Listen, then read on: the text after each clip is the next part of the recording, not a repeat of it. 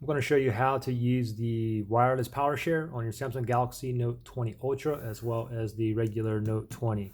So very, very simple. So what you simply do is just go ahead and slide down, and then you see the little horizontal line. Slide down again, and then from here, just look for wireless PowerShare. Mine's the first one on here, okay?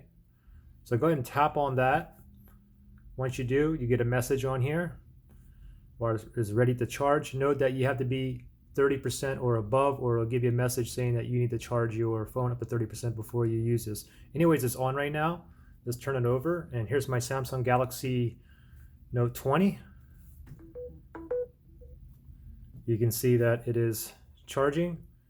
Let's put it this way as well.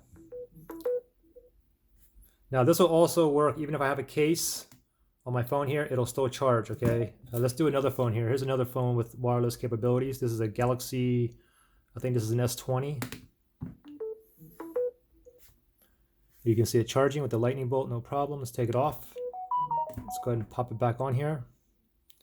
Let's see if we get it charging. There we go. So that's a sweet spot if you want to turn it sideways. So there you go. Any questions or issues, just go ahead and comment below. All right? See you on the next one.